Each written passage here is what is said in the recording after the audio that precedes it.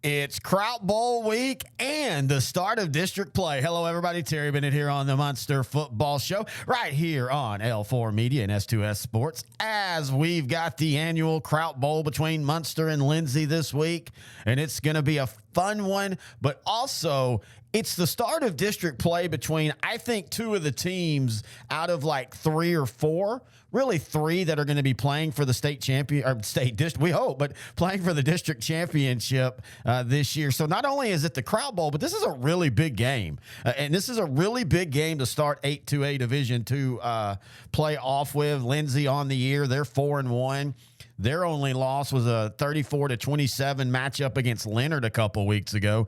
I saw Leonard to begin the year against Jefferson, a really good 3A Division I East Texas team. And Leonard hung around early, but Jefferson's outstanding speed and Cameron Williams at running back eventually wore them down. But Leonard's got something. That was a good, solid loss to a solid team in the Knights. And so this is going to be... You know, I think, I think what was it? 2020 was the last time Lindsay won this game. And what was that score? It was, I can't remember what that score was. I think it was like 34-14. The game got away from Muenste pretty quick. I think this is the best Lindsay team since then. And I think this Lindsay team is probably better than that team. Even though that team went 11-1 and they lost that tough one. I can't remember who it was they lost to in the third round of the playoffs, but it was like 20-19. I can't remember who it was, but I think this Knight team has a chance to be as good, if not better. They've got a big offensive line. They've got an offensive tack that's just going to try to grind down Muenste. And it's kind of funny because Muenste has been playing teams like Holiday this year and Pottsboro, where Muenste wanted to play keep away. In this game, Lindsay's going to try to play keep away from Munster's offense, and it'll be Munster's big plays, in my opinion, on the offense that will be the difference. If Munster's able to hit a few of those, I think they get out with a win, but it is going to be a tough one, and it's going to be a fun one. Rivalry weeks are always great, and this one's a unique one here in the state of Texas, and just the distance between the teams. And I think also, Coach Carney was over at Lindsay for a while. I think that plays a little bit a part of, adding to the lore, kind of like when you look at Texas OU, Darrell Royal played at OU and then became the Texas head coach. That adds a little bit of uniqueness to rivalries like that. So it's going to be a fun one, as it is each and every year. We're going to be talking to the head coach, as we do each week. By the way, if you have any questions, thoughts, or comments, email the show, terry@s2ssport.com. We're going to take a break, and when we come back, it's the head coach of the Hornets, Coach Brady Carney, right here on the Muenste Football Show. Do you have a kid that plays sports? Are you yourself a weekend warrior? Then I'm going to tell you something. Check out NeuroGuardPlus.com. That's NEURO guardplus.com. It's a mouthpiece that can not only help with concussions, but can dramatically affect the way you perform. And the mission of NeuroGuard is to, of course, reduce the risk of suffering a concussion when participating in any contact sport, military, anything that you're doing physical that you could take a blow to the head. You might want to put in a NeuroGuard mouth guard. And as I said, it not only helps eliminate concussions, it helps you perform better by simply aligning your jaw properly. And that sounds like such a simple thing, but it is so important because it allows oxygen to get to your brain. And when you get oxygen to the brain, you don't have that fog of sports or that fog of war where you get confused. And if you've ever played football, that's a sport where that can happen. Especially, man, you're in there in the trenches and you take a shot to the side and all of a sudden things are spinning. This mouth guard will help you keep focus by, again, simply keeping oxygen going to your brain 100%. Again, check them out, NeuroGuardPlus.com. And if you play sports, if you have a kid that plays sport, if you do something physical, one of the things that Dr. Hutchinson, the creator of this, was talking about was some people will use it when they're doing yard work and when they're mowing and things like that, where they're being physically active because they know it helps align their jaw and it keeps oxygen going to the brain, which also helps your lungs, by the way, when you can have full breath every time as you're performing. So again, check them out, NeuroGuardPlus.com. Hi, I'm Josh Bell with the Miami Marlins. I wear NeuroGuard to help with strength and coordination when I'm in the weight room and help with balance when I'm on the baseball. Terry Bennett back here on the Munster Football Show. Now joined by the head coach of the Hornets, Coach Brady Carney. Fresh off the bye week, Coach, but you walk right into not only the opening game of 8-2A Division II play, but more importantly, it's KRAUT Bowl week. How's KRAUT Bowl week going for you so far? Man, it's been pretty good. We were able to get the 3 or 4 guys that had missed the last 2 or 3 games, been banged up, nothing crazy, but we were able to get them back at practice this week. So we're back to 100%. We were able to move a freshman back down to JV to get him a little more playing time. So everything's kind of back to normal, which is good. That's the way we like it. And we've been fortunate enough, knock on wood, to stay away from the major injuries so far. So, you know, that's probably been the biggest thing all week, is just having the kids back. It helps with depth. It helps with players. I mean, we were missing 2 or 3 guys that can really help us, and to get those guys back after the bye week means a lot to us.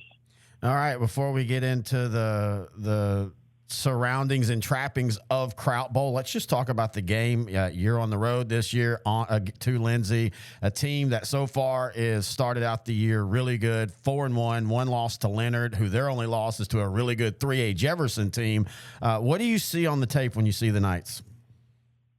Man, first off, a good football team they're predominantly a run team. You know, you break down the film and you get the numbers back and you look at them, and it's 91% run and 9% pass out of 3 games. You know, and they lean heavy on their O-line up front. Got some big dudes. Quarterback is Lane Foster is an exceptional athlete. Does a great job running their offense. Their offense is very similar to what Gunner does, kind of a flex bone pistol look with a lot of motion. But, man, when you watch film, they just got some big dudes up front, do a really good job up front, allow those Simon Thurman at fullback, number 17 is a load to bring down, and Lane, and then their slot receivers are good. Just overall a really well-coached, good football team with a lot of experience. You know, they only had 1 senior last year. So they bring back 10 starters on each side of the ball, basically. They got 11, 12 games in last year, and they're executing their offense way better than what they did last year, in my opinion. Not that they did a bad job last year, but better on offense. And defensively, they just play really sound defense, got guys in the right spot all the time, and fundamentally very sound. So, going into, like you said, first game of district against a really good opponent. So we'll see how it all shakes out tomorrow night. Yeah, you talk about that defense, and that's, you know, when you look at last year and this year, that seems to be the biggest improvement. But a lot of that is because of the offense they run. This is a team, as you talk about, they run it 90% of the time, and they're also happy to just run for 3 and 4 yards, first down, second down, and third down, and they'll run it on 3rd and 4 happily. Yeah, I fully anticipate Coach Jones's game plan to be just that. You know, Simon will carry it 25 times. Lane will probably carry it 25 times, and they're going to be perfectly fine with running the play clock down probably under 5 seconds and getting 3 yards a pop is probably their goal, and setting themselves up with a 4th and 1, 4th and 2 situation at the right spot on the field where they can go for it. That's what I fully anticipate those guys to do. And that's what they've been doing all year. So it's not like it's anything different. But I just figure they're going to try to keep our offense off the field just like they do most people, you know. And that's the game plan going in, is to try to win first down and put them in 3rd and long situations where they got to throw the football. If we can make them throw the football, that's definitely to our benefit. Well, and, you know, everybody, when you look at a matchup like this, of course, they're going to look at your defense versus their run game. I like to flip it. As an offense, how frustrating can that be when you get in one of those games where you're going to get limited possessions, and so you want to be aggressive, but you don't want to be over-aggressive, but you don't want to be too conservative? How do you game plan when you're playing a team like that? Man, I don't, you know, that's funny that you mentioned that, because I remember in 17 when we won it, I think it was the first round of the playoffs, we're playing Petrolia, and they averaged about 300 across the front, and then they had some back-end guys that were big. And all they did was run dive and quarterback sneak and this and that. And just, I mean, we couldn't get the ball back. And as an offensive coordinator, man, it's frustrating. And like I said, if you can't win first down and stop them for no gain or negative yards, you know, put them in those situations where they have to throw the football, it gets really frustrating, because then you feel like the pressure is on you. If you're only going to get 5 or 6 possessions in a game, you feel like you got to execute, and score on those possessions to win the football game. So, man, as an offensive coordinator, if you're able to do that to the opposing team, that's to me, it's a huge benefit. Very frustrating to the teams that can't get the ball. So it's the first district game. It's a really good team. And as we said, it's also KRAUT Bowl. And for my, we've been doing this show about 3 years now, and I had heard about the KRAUT Bowl and knew a little bit on the outside looking in. But since we've been doing this show, the more I talk to people and stuff, this is almost like a second homecoming type of game. Yeah, it is. It's a big rivalry game. I think we're 10 miles apart, whatever we are, and so many kids are family. There's family ties between both teams and kids, and a lot of these kids, like I'll use Lane Foster for example. Him and Case and my son, they grew up playing baseball together, and they've been competing with each other and against each other since they were 6, 7, 8 years old. So the rivalry doesn't just go from freshman year to senior year. These guys know each other from the Pee Wee days and junior high and everything in between. So it does run deep amongst the family and the communities, both very strong German Catholic communities with a lot of family ties. And it's a great atmosphere. You'll show up in Lindsay tomorrow night. If you were there, somebody was there, you'll see just a packed, small Texas Friday night football stadium, which is what it's all about. The fence rows will be 2 or 3 people deep, and the stands will be packed, and there will be people from other towns, neighboring towns that come to watch. And man, the atmosphere is it's outstanding, and it's what Texas high school football is all about. And you're one of those coaches, you don't see this a ton in high school rivalries. You've been on both sides of it. How does that work? Like, I mean, one side you not hate, but you want to beat the other side, and then you flip sides. Sure. How does that work for you personally?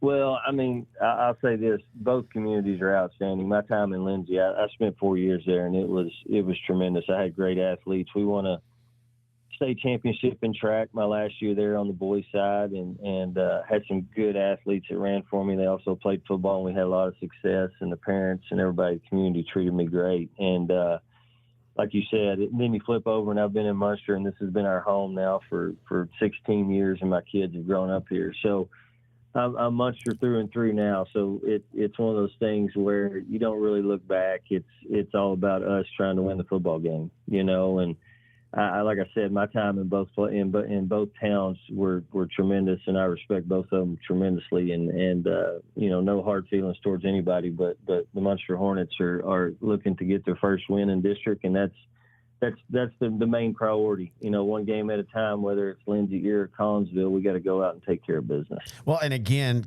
as we said, this is a big rivalry game, and it's a rivalry game between two teams that have a lot of connections, and it's like a homecoming game. And so that means, as a coach, you have to kind of deal with the trappings of that. Have you found a formula for that, or is it just a year-to-year thing? No, it's a year-to-year. We're dealing with teenage boys that do stupid stuff, and that's the thing. You try to, like I say after practice, just stay out of Lindsay the next 2 nights.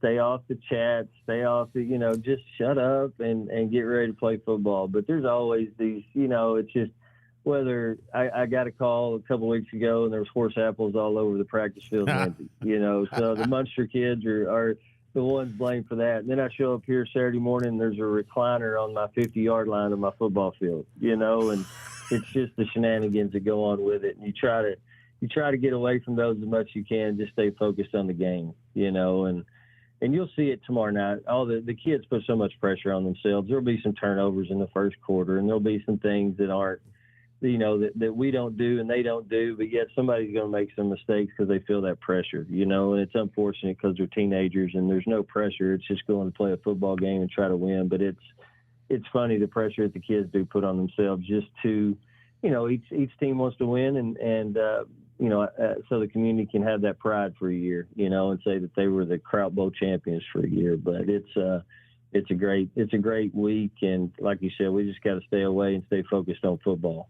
Here at L4 Media, we talk high school football, 4A, 3A, and 2A in Texas. We talk East Texas sports. We talk NFL, guy talk, movie and booze. We also talk wrestling and so much more. And you can see it all on our YouTube channel at L4 Media Company. Like and subscribe. As always, I want to thank the head coach of the Munster Hornets, Coach Brady Carney. Sorry, tripped up there a little bit looking at something. For joining us as he does each and every week. Again, if you have any questions, thoughts, or comments, all you got to do is email the show, Terry@S2SSport.com. We have a couple questions. I was going to do it this week, and because it was, we came off the bye week last week, but with it being KRAUT Ball, I wanted kind of to focus on KRAUT Ball and make the show about that. But we are going to eventually read a few of these, probably here in a couple weeks. There's a couple of weeks of games that, we'll be able to not have to focus a whole 100% on the game. Even though, man, when you look at this district, Chico's the only team with a losing record. Everybody else is at least 3-2. Of course, Collinsville, Lindsay, and Muenste are still, to me, the three big dogs. The fight for the fourth spot is going to be interesting, just like is the fight for the first through the third. This is a fun district, and we've talked about it multiple times. Sorry, my mic is falling. We've talked about it multiple times, how tough this district was. It's on our toughest 2A district show earlier we did in the offseason for Sideline to Sideline. By the way, you can hear the 2A Sideline to Sideline each and every week at S2SGrantandTerry.com or on YouTube at L4 Media Company. We talk about Muenste and Lindsay in that show this week, so if you want to check that out. But we talked about how tough this district is and how we thought how tough it's going to be inside and outside the district. I think you legitimately have a chance for 2 to 3 teams to play a few rounds in the playoffs, depending, of course, on the first couple matchups.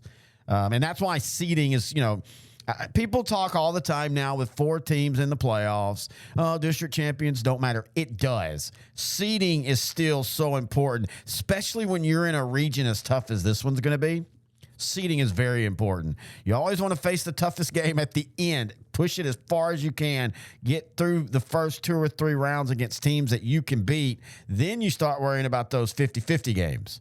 You don't want to play those early because you start getting ground down. Even when you win, it grinds you down. Even though there is an argument to be made, and I've made it before, that sometimes you want to catch a top team early in the playoffs. You might kind of catch them napping.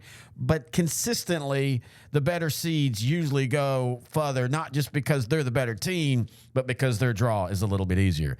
So it's going to be a fun next few weeks as, we're about a month away from the playoffs, about a month and a week away from the playoffs. But we've got a lot of football between then between now and then. So buckle up. It's going to be fun, and we're going to be talking about it each week right here on the Munster Football Show on S2S Sports.